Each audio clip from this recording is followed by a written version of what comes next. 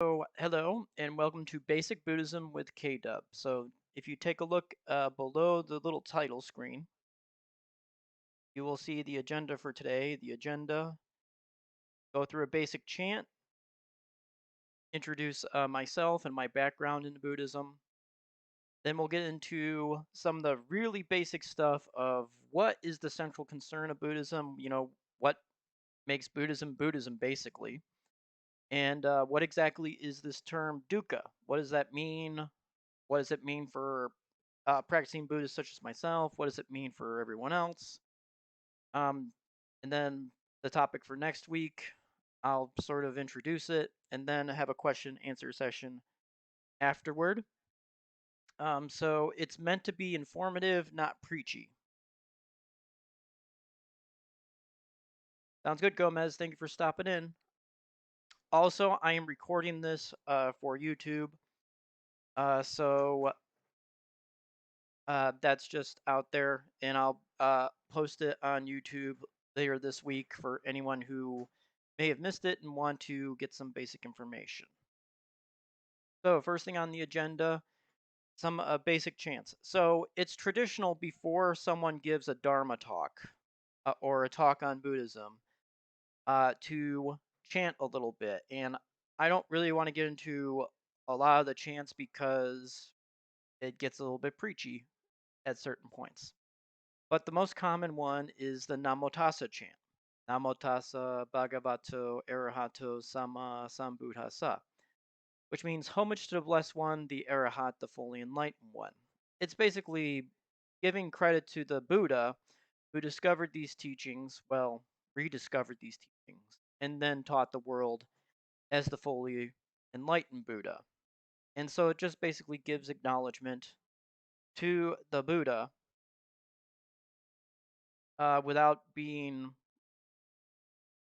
I really don't know what to say about that. I think probably the Buddha would say it's appropriate because it gives credit to the Buddha, but it doesn't worship the Buddha like worshiping a god or what have you. It's just an acknowledgement, basically.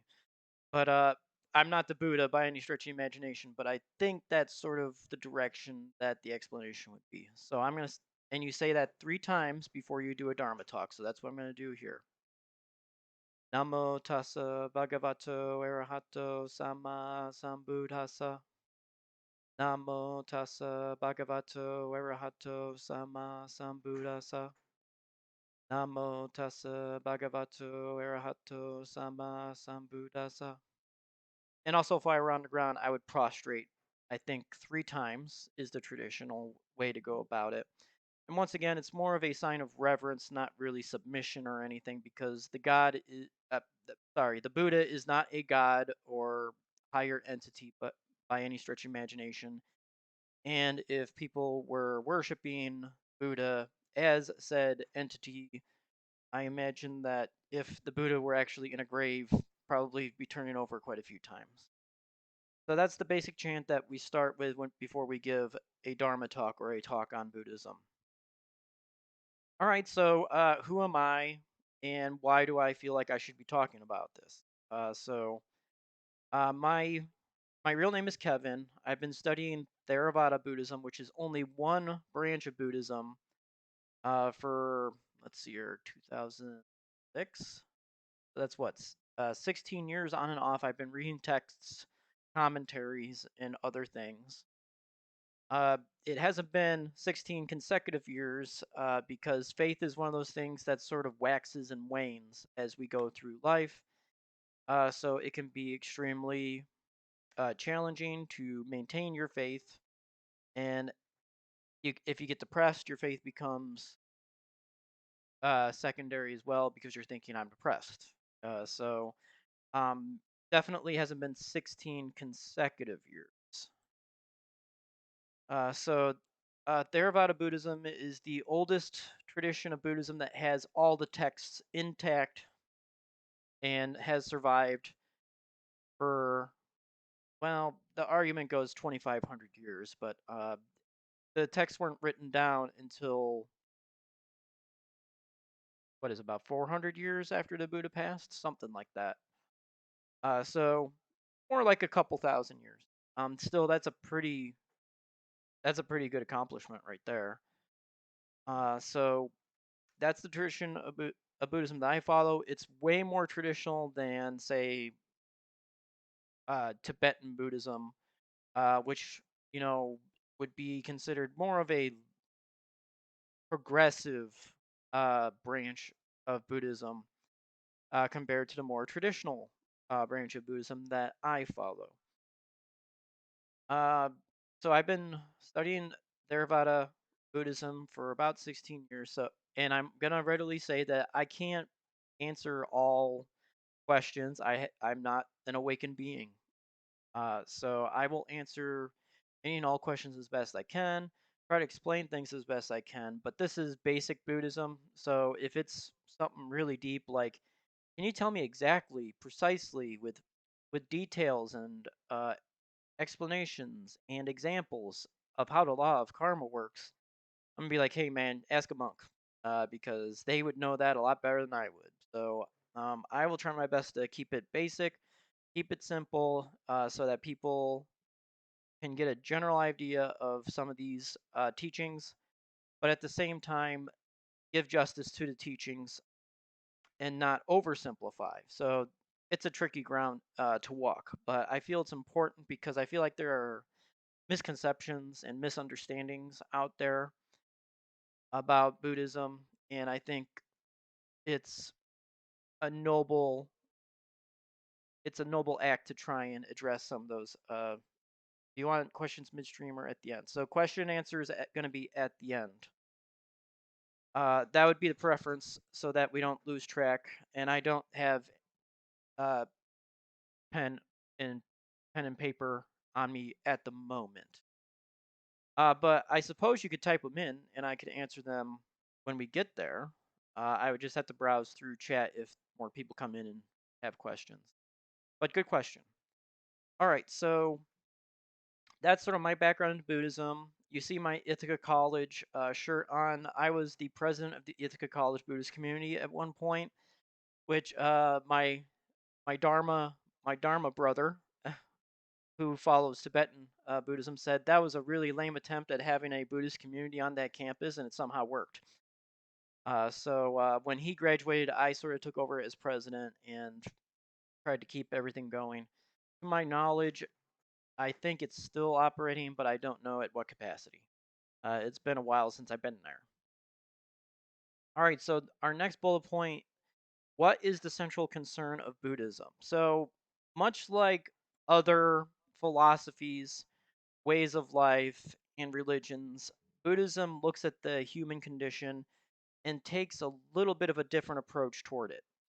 So, in general, and this is across the board for most, if not all, Buddhist traditions, it's more of an empirical approach toward the human condition. These things are happening. Why are these things happening? What can we do about those things? And ultimately, why are we in this condition? And how do we alleviate that? But the central concern of Buddhism is something that we can all sort of relate to, is this concept of dukkha. And dukkha is a Pali word, and it is often translated as suffering or unsatisfactoriness, dissatisfaction. Let's just say it's not something that we really want, but we sort of just have it. It's one of those sort of situations. You for the most part, you would go up to someone and be like, "Hey, would you like less suffering?" And they'd be like, "Yeah, sign me up for that." I'm not. There might be some that say they want more, but I'm not. I haven't met those people, I guess, out there yet in my interactions. So what is dukkha? So do you want the long version or the short version, or do you want the middle length version? It would be the question. So the short answer to that question would be dukkha is just plain suffering that we encounter in our everyday lives for to a lesser or greater degree for individuals, because every individual is experiencing different circumstances. But that's one thing that we have in common. We're all sort of going through suffering? The long answer is basically anything, with the exception of nirvana is dukkha. Nirvana cannot be dukkha because there are certain conditions that nirvana fulfill that do not count as a conditioned phenomena, and therefore it cannot be a source of dukkha. It cannot be a source of suffering or dissatisfaction. And then the middle length sort of explanation would be dukkha is the suffering that is present that we don't always have awareness of. And therefore, we need to increase our awareness so that we are aware of those things, aware of that dukkha, and therefore we can address that dukkha. However, that's sort of an interpretation more than it is sort of the facts. So if you're looking for the facts, we would go to the texts. So in Theravada Buddhism, there are thousands upon thousands of discourses, or suttas, is the fancy name for it. And these suttas basically have the teachings that the Buddha is thought to have shared with monks and laypersons. So not only those of the official religious order, but also those who were lay followers, which would be me. I'm not a monk. Uh, Maybe as a retirement plan, I could become a Buddhist monk, but right now that's hopefully a distance off. We can't be certain. We don't know our time and all that. So just being realistic, I'm not being pessimistic. I'm just saying, those three things. There are three sort of inevitables from a Buddhist perspective: aging, illness, and death. And aging is a process that just occurs as time progresses. Illness occurs because, well, science, science says germs, biological predispositions. So illness, and then death is exactly as it is. It's of life functions, and we never really know for certain when that time will be. We sort of play the odds. So if the average lifespan is 78 years old for a male, just for as an example, that's what we would say, well, that's about the average. That's sort of what I want to plan on. But at the same time, something can happen, an accident, a fatal illness. So we don't really know what that time is. And so, sort of the goal, the central concern of Buddhism is to focus on dukkha and alleviating as much dukkha as possible if we're a layperson, or the complete elimination if we are a monk. However, there's sort of like a disclaimer with that. Uh, in Buddhism, there is this concept of rebirth. So maybe we don't get it in this lifetime, but in the next lifetime, maybe getting closer to that goal. And it could take many, many lifetimes. But that's a discussion for another talk. So let's refocus on dukkha. So there are three sort of categories of dukkha in Buddhism, but I'm going to put it into more layman's terms so that's more understandable.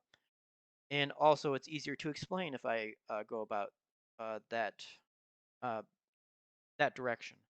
So the first one is I don't feel any dukkha. So it's not readily apparent that dukkha is occurring, that there is suffering, that there is unsatisfactoriness. We're not aware of it, or we're in a state of pleasure where we don't see it as clearly as we may if we were examining with close and appropriate attention to. So that's sort of one state. So I'm really enjoying this pizza. Everything else is secondary. There's actually dukkha there. It's just that we don't see it. We're in that pleasurable state. And then there's the other extreme where it's readily apparent. So there's dukkha there, and we are fully and completely aware of it. I broke both my legs when I was younger. Let's see, that was what, third grade. Third grade, so I was still a youngin', and I healed up pretty quick because of it. However, it's pretty apparent that dukkha was there because whenever I tried to move my leg, it hurt.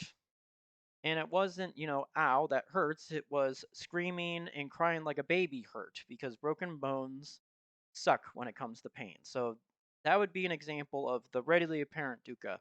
We're in pain, we're dissatisfied, we want it to stop. That's right there in front of our faces.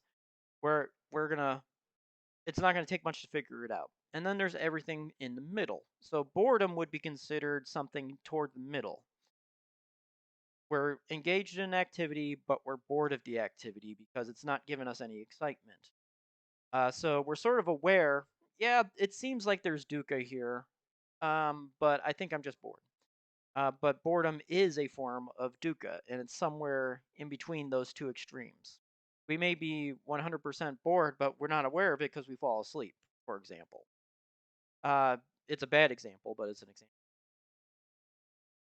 So those are sort of the three divisions or categories of dukkha. So let's go back to the dukkha that's not readily apparent. So right now, I'm not aware of any particular dukkha or unsatisfactoriness or pain, suffering, that type of feel. I'm not aware of that because I'm talking and I'm trying to uh, inform others of Buddhism. So I'm not really focused on dukkha itself right now, although I'm sort of working toward the goal of reducing dukkha by talking about it. So how do you go about that if you're a practicing Buddhist, such as myself? You're a layperson, you're not a monk. How do you go about doing that? So there are a couple ways. There's reflection. So you reflect on your day and you're like, yeah, probably, when I was talking on Glimesh and streaming, I was probably still experiencing dukkha. I just wasn't aware of it. Or if I was aware of it, it was bare minimal awareness. So reflection. And then there's mindfulness in the present moment. So I could take a second and, focus on my breath or something, which is I think, the most convenient way, because the breath is always with us as long as we're alive. So, take a breath in and breath out. Am I experiencing dukkha right now? If so, how much dukkha am I experiencing? And then I can be mindful of that and address that. So when it comes to that dukkha where you're like, I'm not really aware of any dukkha or I don't feel anything, that those are two ways that a lay practitioner such as myself can go about that. Um, for a monk, it's basically meditation practice and seeing the world as it is with wisdom, and that is a much deeper practice. So I may practice meditation and I'm doing it to just calm myself down.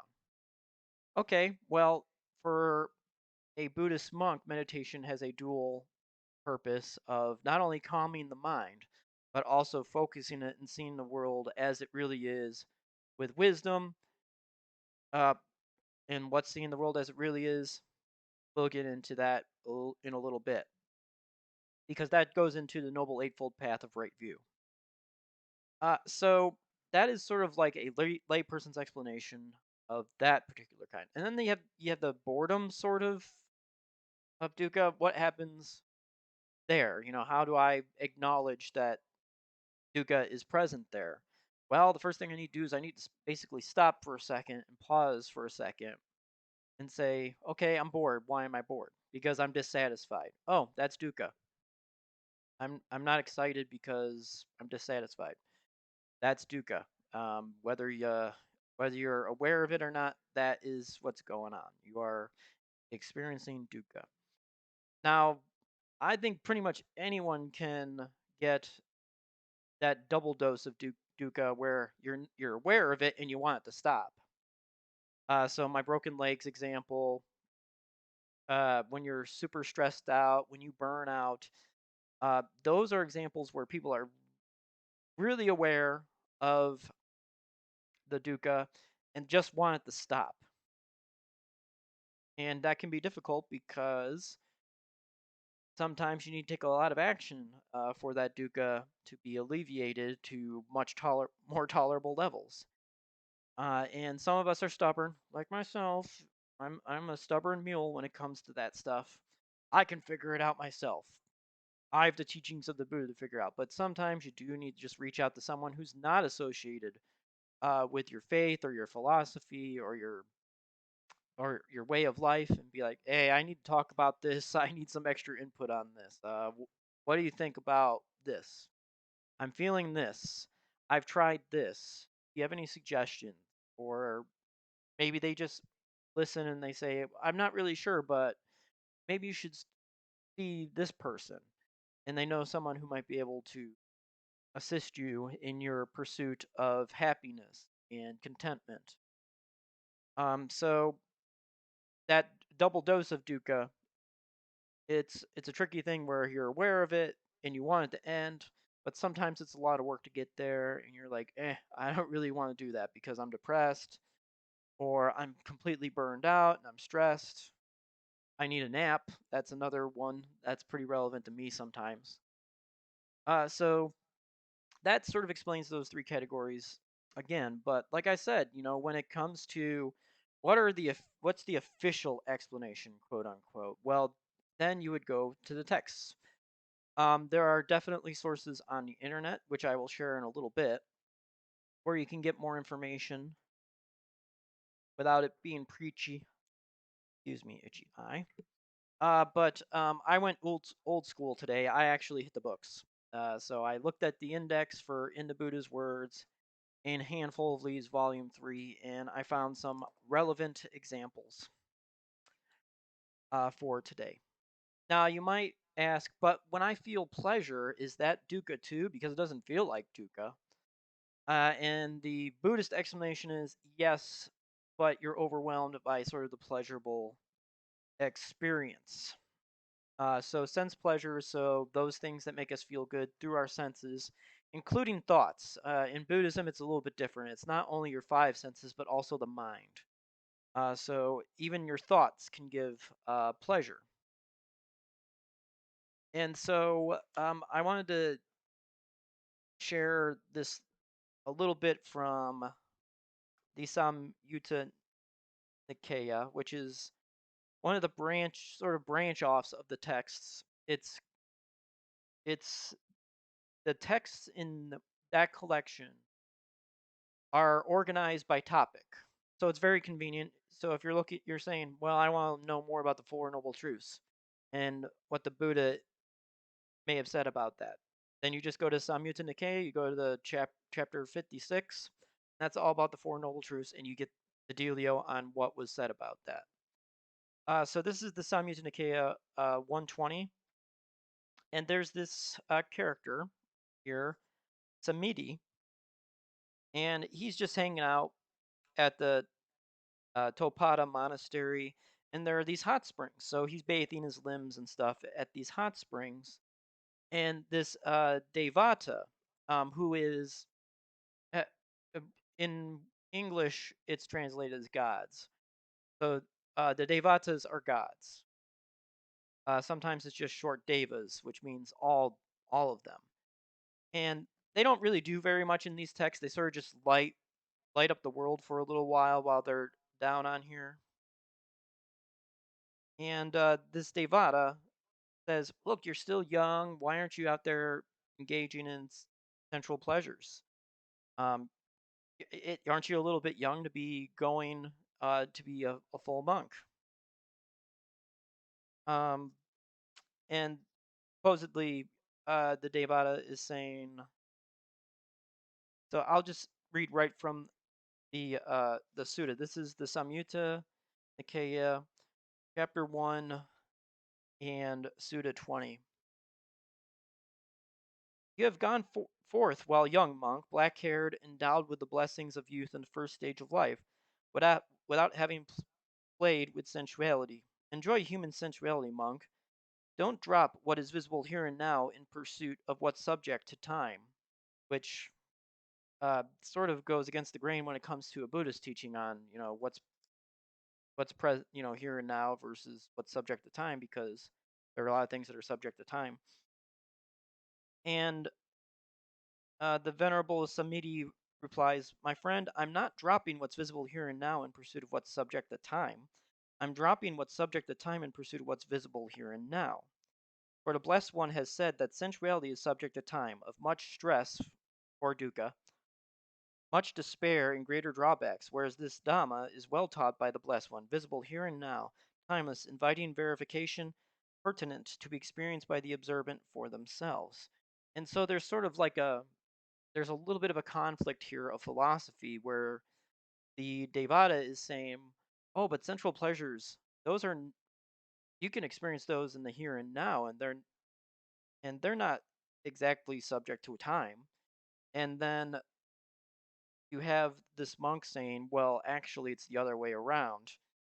And so there's this sort of competing sort of philosophies there. And that's one of the things that is difficult as a practicing Buddhist. People are like, oh, well, you don't do this or that. Why don't you do this or that? And it, well, because my spiritual teacher says that those things give me short-term pleasure, not exactly long-term happiness. So when someone says, "Oh, eating pizza makes me happy," I'm like, "Is that happiness or is it pleasure?" Because my spiritual teacher would say that's sort of just a short-term state of pleasure.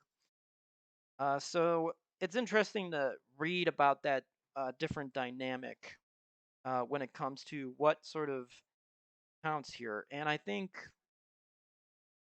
from being from the United States, I feel like that sort of gets pushed into our culture where it's like, oh, you want happiness? Buy things. Go out and get a partner and entangle alliances with that partner because it's pleasurable. But from a Buddhist perspective, those things are very, very short term. And so it's up to the Buddhist practitioner how much they want to engage in those activities. So for me, I've been in relationships and everything, but I've never had anything physical because I sort of viewed that as very transitory. And although it would be extremely pleasurable, it would be very short lived. Hey, Legend of Ryan, welcome in. Talking about dukkha or suffering. And also, what can get lost in translation when it comes to suffering and unsatisfactoriness and dukkha in general is sometimes we don't feel those things toward certain experiences or certain objects or certain people. I would argue that people are basically very similar to objects, but that's that's a very different discussion. So one time the Buddha was talking to a layperson, and the layperson is like, "I want to know more about dukkha," and the Buddha says, "Look, I can talk to you about dukkha that's in the past. I can talk to you about dukkha that's in the future, but those probably won't help you out as much as let's talk about present moment." So he asks, are there any people in this town? I can't really pronounce it. Aruvela Kappa is my best guess. Who, if they were murdered or imprisoned or fined or censured, would cause sorrow, lamentation, pain, distress, or despair to arise in you? And the response is, yes, Lord, there are people in this town who, if they were murdered or imprisoned or fined or censured, would cause sorrow, lamentation, pain, distress, or despair to arise in me. And are there any people in this town who, if they were murdered or imprisoned or fined or censured, would cause no sorrow, lamentation, pain, distress, or despair to arise in you? Yes, Lord, there are people in this town who, if they were murdered or imprisoned or fined or censured, would cause no sorrow, lamentation, pain, distress, or despair to arise in me. And so now we're like, okay, well, what's the reason for that? Dukkha's this universal thing. Why is that the situation? So, and then the Buddha asks, and this is an important question for this particular sutta, which is the Samyutta Nikaya 42, chapter 42, sutta 11. Now, what is the cause? What is the reason why the murder, imprisonment, fining, or censure of some people in this town would cause you sorrow, lamentation, pain, distress, or despair, but there are others where their murder, imprisonment, fining, or censure would not cause sorrow, lamentation, pain, distress, or despair. And this layperson is a very wise layperson. They they are aware of this. So they say, I feel desire, passion toward those where I would feel dukkha toward their murder, imprisonment, fining, or censure. But for those where I don't have this desire, passion, I wouldn't feel those things. And so this really gets toward, well, what is the origin of dukkha or suffering or unsatisfactoriness? What is sort of the root cause, so to speak, of this dukkha? And that sort of gets into the Four Noble Truths, which can be a whole series in itself, because each individual noble truth has a lot of detail to it when you examine it more closely. But I'm just going to gloss over some of those details and focus on, well, we have this dukkha, what are we going to do about it? So this is from the first discourse, which is, let's see here, I have the reference right here, the Samyutta Nikaya 5611, and it has a really long title name. The Dhamma Chaka Kappa Vatana Sutta, which means the turning of the wheel of truth. That's one translation of Dhamma or Dharma is truth. I prefer teachings because truth with a capital T is very elusive. So I prefer saying the teachings. So the first noble truth gets right to that question that's right there. It says, what exactly is dukkha? Now, this, monks, is the noble truth of suffering. Birth is suffering. Aging is suffering. Illness is suffering. Death is suffering. Union with what is displeasing is suffering. Separation from what is pleasing is suffering. Not to get what one wants is suffering. In brief, the five aggregates subject to clinging are suffering. And I can explain the five clinging aggregates in a second. But let's just take a look at what exactly is dukkha according to the texts: birth, aging, illness, death. Now let's think about birth. A woman that gives birth obviously is experiencing dukkha. It's very painful, right? But also for the baby that's popping out, it's very painful in dukkha. Aging is suffering. We look at all this stuff that we can't do anymore because of our age, and that causes us dissatisfaction or dukkha. Illness is suffering. We just want the illness to go away. And as someone who has Crohn's disease, a chronic disease that's lifelong, I can sort of relate to that. If you have a flare up, the last thing on earth you want is for it to continue. You want it to stop. So illness is suffering. Death is suffering. We lose someone that we love. That brings dukkha to us. And do you think that person on their deathbed is experiencing a lot of happiness? They're probably really concerned and worried for the most part. I would think that's many people's experience when they're on the verge of death. They're worried about their loved ones and how they're going to go on without them. So death is definitely a form of dukkha as well. Union with what is displeasing is suffering. We've all had that coworker where we don't want to be around them because they just annoy the crap out of us. That's dukkha, man. Separation from what is pleasing is suffering. So I can't do this, that, or the other because I'm at work or whatever. That can cause a lot of dukkha. Not to get what one wants is suffering. Hey, we've all been kids, right? And we've all wanted something, but our parents said no. Some of us may have been like, okay, whatever. But probably for some of us, it was a really horrible experience, and we never really liked our parents when they said that. That's also dukkha. And it happens in your adult life too. Not to get what one wants. I want to be wealthy, but I can't. But I'm not. That can cause a lot of dukkha. And then at the end it says, in brief, the five aggregate subject to clinging or suffering. So those are physical form, feelings, perceptions, intentional mental formations, and consciousness. So those are the five aggregate subject to clinging. And when those have alteration, many times that will cause us dukkha. For me, one of the things I do in meditation when I have the balls to meditate, because I haven't done that a lot recently, because meditation is not all good. It's not always a pleasurable experience. Sometimes it brings up a lot of underlying issues that you don't want to deal with. But when I do, one of the things I can contemplate are those five aggregates and seeing those as things that are not really myself, so to speak. They're sort of processes that are occurring, and that if I hold on to those like they're myself and really tight, it causes me more dukkha. But if I'm able to release those things a little bit, it reduces the amount of dukkha that I experience. So that's for me personally, and that's sort of just the Buddhist standpoint of that. You don't have to agree.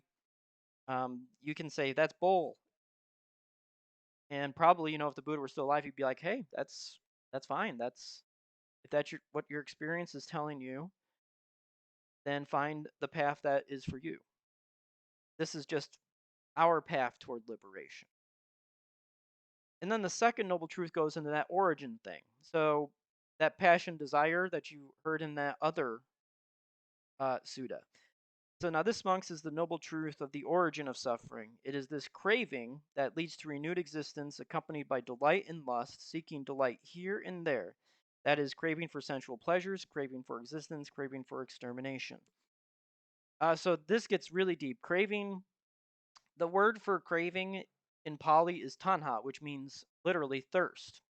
Now think about it. When you're thirsty and parched, boy, it's not a pleasant experience now, is it?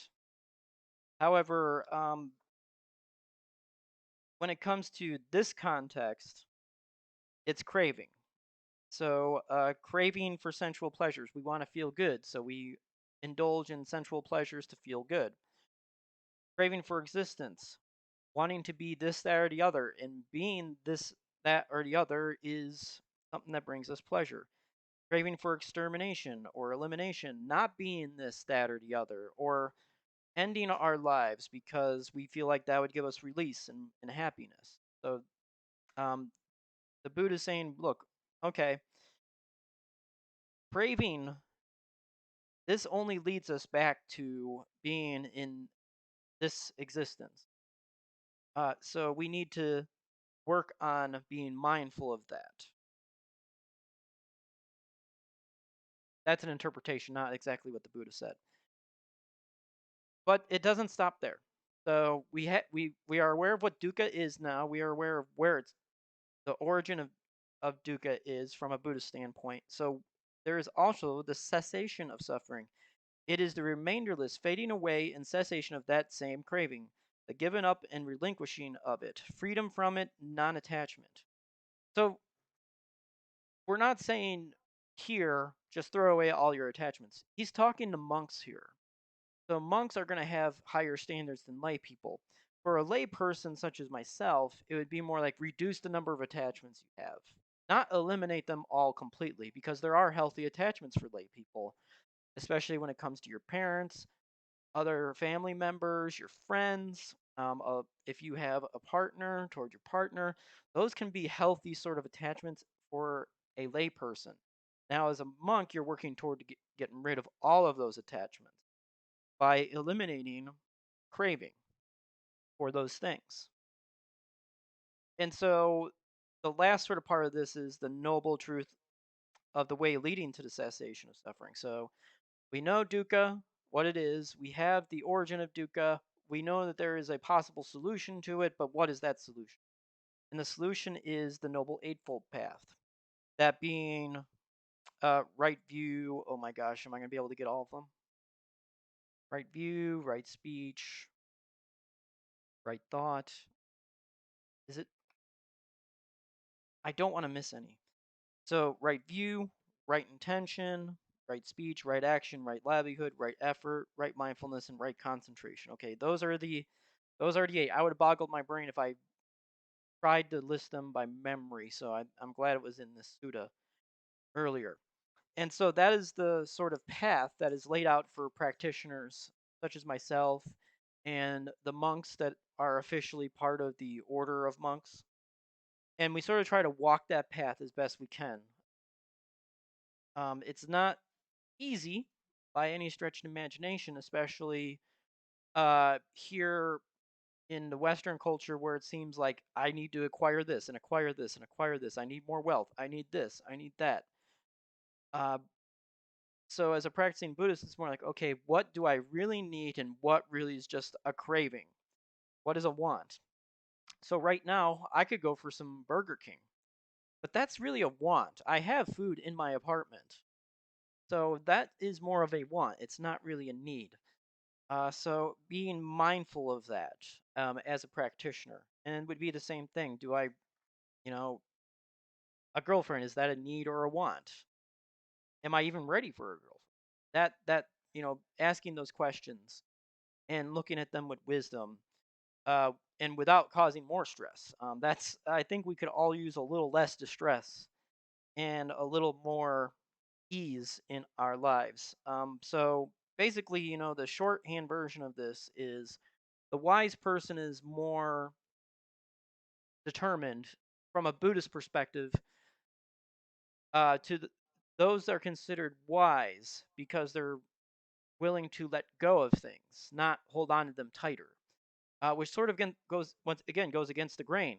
We're told, well, at least I've been told, if you really want something, you got to pursue it with all of your might and all of your passion, and you're sort of it's like gripping it harder, And if you uh, if you think of your goals as eggshells or eggs in general, the tighter you grasp, the eggshell sort of explodes, right there in your hand.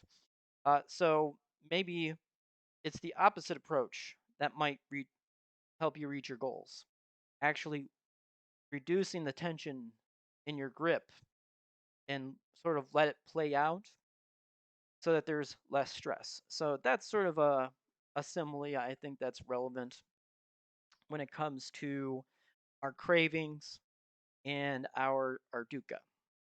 Now, there's a very tricky teaching in Buddhism called non-self or not self or no soul, depending on the context of the translation. And that is a teaching that is meant to help reduce that tight grip, instead reducing the grip. And that is considered wise, and that is considered a reduction of dukkha, not an increase of dukkha. But it can also be interpreted as passive or uh, pacifist. So uh, I think that's a misunderstanding from a cultural context, and you can see this in movies like 7 Years in Tibet, where there's this scene where the main character, Brad Pitt's character, is showing off for this woman that lives in the town, and she doesn't pay him as much attention as uh, Brad Pitt's. I forget what his character's name is off the top of my head, but Heinrich something. His friend is saying, "Oh, what a foolish thing, for us Westerners," or however he put it. It's sort of a silly tradition of ours that we show off and we try to prove that we're better than everyone else. That is not the way that is perceived in that particular context. In that context, it's the person that's willing to let go and not be, clinging to that ego that is more admired rather than whoever does something the best or whatever. Unless it's I'm awesome at letting things go and putting it to the side, then maybe it would be like, yeah, that's pretty cool. But if it's like I can do this, that, and the other better than this person, so you should like me more. Then we're starting to get into territory where it's like, look, that's not very admirable from our perspective. So this idea of no self also means that we're not taking ownership of dukkha. We're just saying dukkha is present. So when I say we need to be aware of our dukkha, I'm saying that so that we can understand that dukkha is present based upon where I am right now. Probably if I were in Sri Lanka, they would they would be giving me a lecture on it's not my dukkha, it's just dukkha. But when I say our dukkha or my dukkha, that's what I mean. I mean just dukkha in general. or if you missed out, dukkha is unsatisfactoriness and all that stuff. All right, so I think that's all I have to say about what dukkha is and how we go about that from a Buddhist practitioner perspective, and also a little bit of the contrast of if you're a monk, how you go about that, what's your perspective, and if you're a layperson, what is that, which is a different sort of context. How do we go about that? So, uh, Gomez, Legend of Ryan, do you all have any questions? Because I have some common questions that we can go through, but I want to ask you if you have any questions that you would like answered.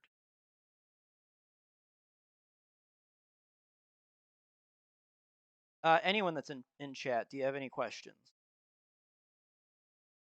And it doesn't need to be about dukkha. It can be about anything Buddhism related or real life. How would someone go about this um, in real life practice from a Buddhist perspective, which I try to do. I don't think I have any I can think of, but I like listening and learning as I'm interested in all this. Yeah, um, I'm interested in this too. I think spirituality and religion is fascinating, and I wish more streamers would talk about these sort of topics because you learn so much from someone when you hear about what's going on in their lives and all. So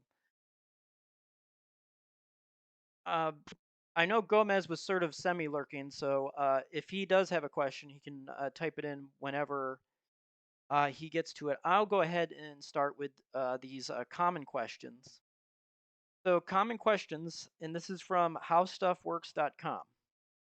So, I took some questions from here. Let's just start with who was the Buddha? The Buddha was a human being, and in the text and everything, it says that the Buddha was a human being who transcended sort of the common mundane existence of a human being and rediscovered a path toward liberation and awakening. The texts say he was born in 623 before the current era and was named Siddhartha. And then when he was 29 years old, he achieved the stage of awakening that made him the Buddha that rediscovered the path. And he gave up his life as a prince, quote unquote, and and that led him down the spiritual path, which was considered very admirable at that time. Even though he had a wife and a child, it was still considered, it wasn't taboo to go out into the wild and try and find the spiritual path to alleviate suffering and all that. So, and he died when he was 80 years old. Full moon of April or May, I don't remember which one off the top of my head. And I think that is the bare bones of it. You could do a whole stream on the life of Siddhartha slash the Buddha, but that's my basic answer. What does Buddhism teach?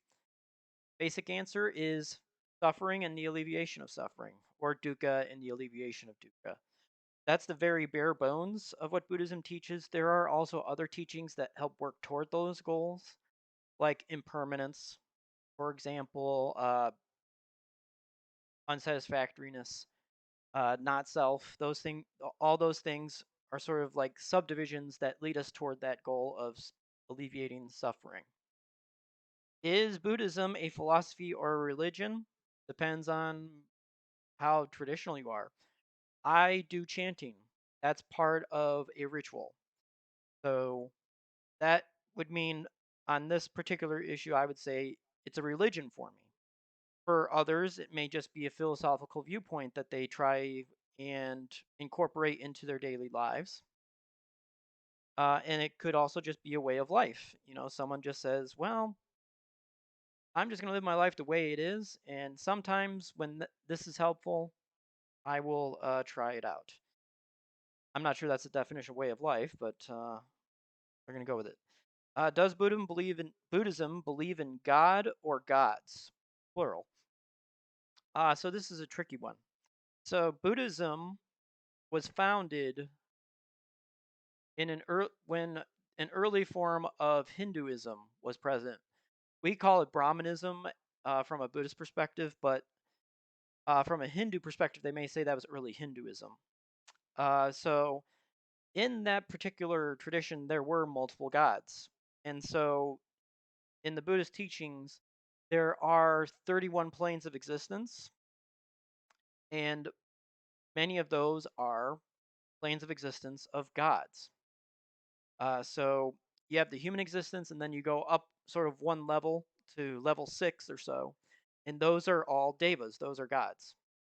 And so, um, yes, gods, but not as in we pray to the gods, we worship the gods, and they liberate us. That's not the philosophy of Buddhism, at least the more traditional part. There may be certain things in other traditions, like the bodhisattvas, for example. Those are beings who are basically awakened, but they delay going to nirvana to help others. And there are people that build shrines to those individuals, and some people build shrines to the Buddha as well. And so it seems like they're worshiping them like a god, but they're not gods, really. They're just uh, figureheads, religious figureheads that we aspire toward becoming more like. As in a creator god, as in uh, Abrahamic religions, once again, that would be on the no side.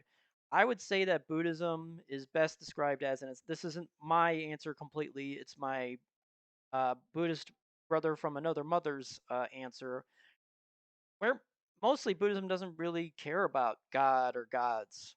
Um, sort of non-theistic. Nothing nothing about our practice revolves around gods. So yeah, how does karma work? This is a very, very difficult one. This is definitely a question for another stream. I'll give you the bare bare knuckles of it. Our thoughts, our actions, and our speech have what is called karmic energy.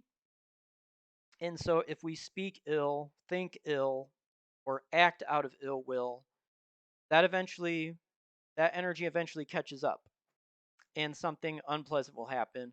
And then on the flip side, if we think goodwill, act in goodwill, and speak with goodwill, it's the opposite. Eventually, something pleasant is going to happen as a result of those actions. So the common phrase "what goes around comes around" is a little bit too simplistic, but it gets to the main point. Because there are complications to that. There's karma canceling out other karma and sort of neutralizes it. There's just resultant karma from a previous life. It gets really complicated, but what goes around comes around gets the point, but is uh, super simplistic. Is the Buddha viewed as a god, though? I feel like on my side of the coin for Buddhist traditions, absolutely 100% no. In our text, it says the Buddha was human. Therefore, the Buddha was human, not a god. There are other traditions where the Buddha is more portrayed with godlike characteristics, but I still think they would say the Buddha was not a god because their texts say the Buddha was a human. So it gets really tricky because it may seem like Buddha is being worshipped as a god, but it's not quite that degree. So I hope that answered your question, Legend Ryan. What do we get wrong about nirvana? Wow, this is a loaded question. I think what we get wrong about nirvana is that it's a physical place.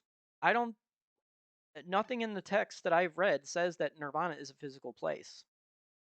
It's it's been described in one text it was described as an element, sort of like the water element, the fire element, because that was the thinking back during the Buddha's time, that water was an element, that earth was an element, and so it was described. Nirvana has been described as an element, which doesn't make it a physical place necessarily. I think that's sort of the common conception that nirvana is like a heaven type thing.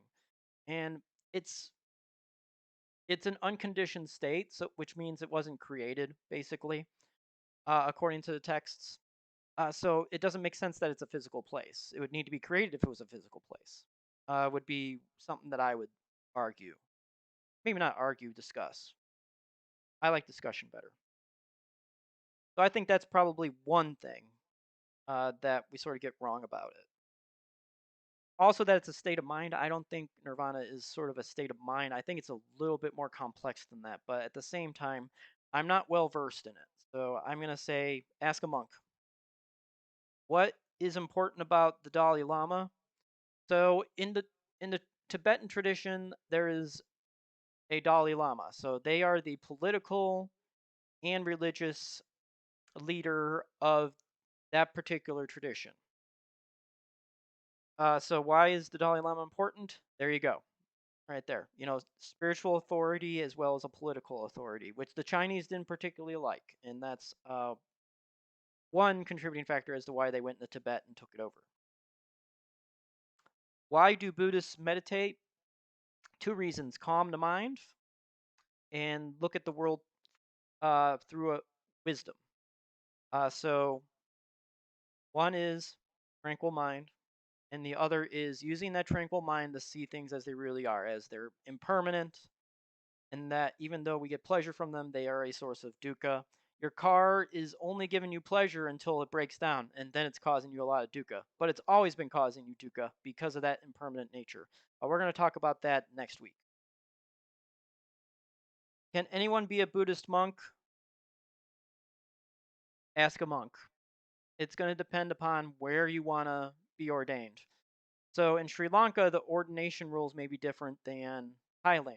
So it really depends on where you're going to go. And they may have restrictions based upon health conditions that are contagious.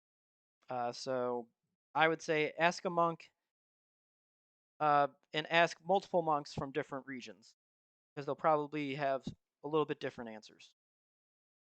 Are all Buddhists pacifists and vegetarians? No, there are Buddhists, are people that identify as Buddhists that are in the military.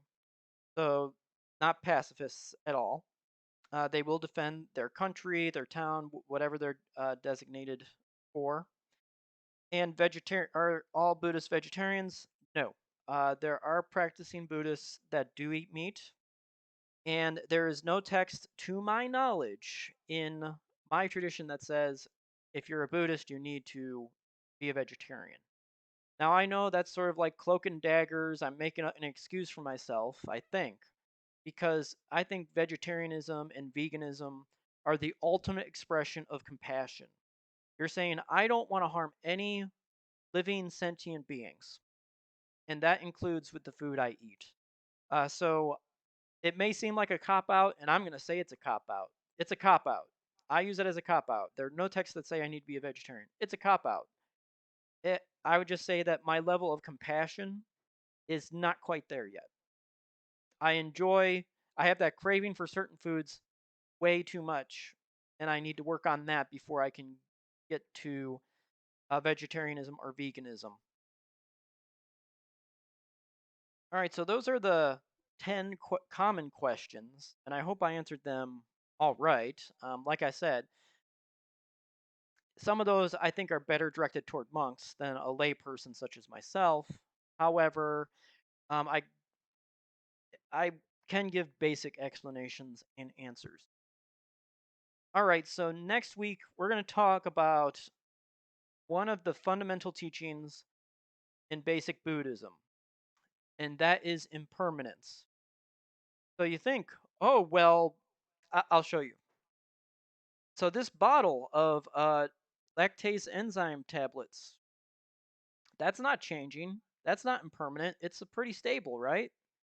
Well, maybe we need to think about that a little more closely. So we'll look into the teaching of impermanence and why it's important in a Buddhist practice and how in our everyday lives we actually see it, but maybe we don't take it as seriously as we might. All right, so I want to thank everyone that tuned in and everyone that's going to watch on YouTube. I appreciate your time. And it's traditional to say after a Dharma talk, especially if it's a good one, it's traditional to say sadhu, sadhu, sadhu, which means well said or well done. All right, so when it comes to my Glimesh channel, the next stream is tomorrow morning. We're gonna be playing Fallout 3, melee weapons only, and no VATs. So that's what's gonna be happening tomorrow, 8 a.m. Eastern time to 11 a.m. Eastern Standard Time. So, oh, you're welcome, Legend of Ryan. So until the next stream, everyone, take care of yourselves, and I'll talk to you soon. Bye for now.